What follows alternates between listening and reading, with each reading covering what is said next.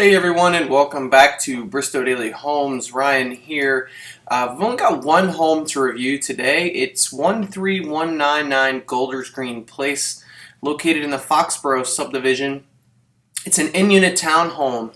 As you can see here in the picture, it's a 3-bedroom, 3.5 bath. It was built in 1995, so it's a little bit older than some of the other townhomes that are in Braemar, Victory Lakes. But I think the space that we're getting, obviously we don't have any pictures to go off here, but at $275,000, and it's roughly 2,500 almost total square feet, 1,700 above grade and another almost 800 downstairs in the basement. So it's a big townhome. And space is obviously a premium in these townhouses, especially if you're not able to afford a single family, which then throws you all the way up into the $400,000 range. A townhouse with 2,500 square feet is a good size house, and not to mention that you've got the 3 bedrooms upstairs with the potential to do a 4th bedroom downstairs in the basement with another full bath. So I think that, you know, for somebody that's in between, it's not really sure if they're able to buy a single family home. This is a more affordable option, and you're still getting a decent amount of space. I mean, some of the smaller single family homes, are only around 3,000 total square feet. The brand new homes that they're building over there in the subdivision behind the Harris Teeter Shopping Center, they're pretty much going to be a total of anywhere from 32 to 3,400 square feet. So they're not that much bigger. But I just wanted to kind of bring that attention that townhomes, obviously, they get a bad rap sometimes, because people don't want to be next to other people, but sometimes it's the only option that's available. So space is at a premium, and at $275,000, this one will probably be a hot one. Now, I did read that looks like that there was tenants in this property, so that it has been rented out, so we don't necessarily know the condition. So price, obviously, it could be priced based upon the condition of the home, which might not be that great since tenants have been living there. But then again, I've been wrong before. It did say that there was hardwood in the foyer, as well as a spacious kitchen with center island and double wall oven. But that's all we really have to go off of is the remarks here. If you guys would like to take a look at this property, feel free to reach out to me on the website on the right hand side.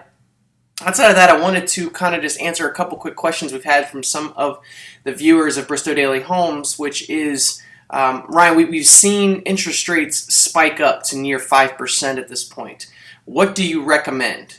Well, I recommend that, if you were in the game to buy at 4% and now it's up to 5%, that you still consider doing so. Remember that we're still at historically low rates, and anything 5% or less is a fantastic rate. Now, how long are they going to be here? Nobody really knows. The Fed has been artificially manipulating the market for over a couple of years now, and so I think people have gotten very used to a low interest rate environment, and everybody thought that it was just going to stay here forever.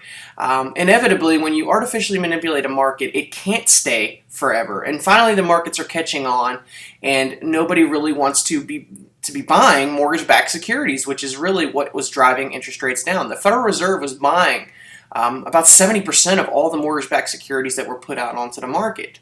Well, now that they've basically said that they plan on tapering into September, we had this huge influx in rates over the last couple weeks. And I think this is going to be more of the norm. I think that we're going to get around 5%. We might get a pullback to 4.5% and then back to 5% could go over. But long term, my view is that rates are going to continue to rise. So if you had planned on buying in the next year or two and you were just saying, hey, I want to wait till I get to that equity position to be able to sell, remember that when interest rates start to rise, we're obviously going to probably have a slowdown. Now, it probably won't completely slow down, but we're not going to see the appreciation that we've seen over the last year or two. So don't think just because your house right now is worth $275, that next year it's going to be worth $350, because it doesn't work that way. With the supply and demand and with interest rates rising, I would say that now is the time to jump off the fence if you've been sitting on there for a while, thinking that rates were going to go into the 2% range. It just wasn't realistic for that to happen, and I feel like honestly, this might be the one opportunity that you have to be able to sell and get into your next home and still be around those 5% interest rates, because I do feel like that we're headed back up towards the 5.5–6% range. Now that could be a year from now, it could be 2 years, but don't look for interest rates to slide back down to the levels that they were at.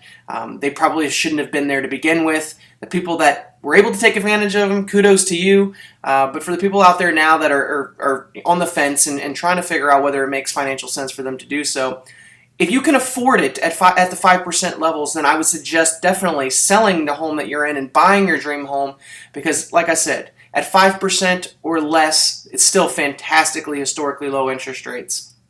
If you have any other questions, please feel free to reach out to me via the website. I'd be glad to answer them on these videos. That's what this site is all about, answering your questions. Thanks a lot, guys, and we'll be back tomorrow.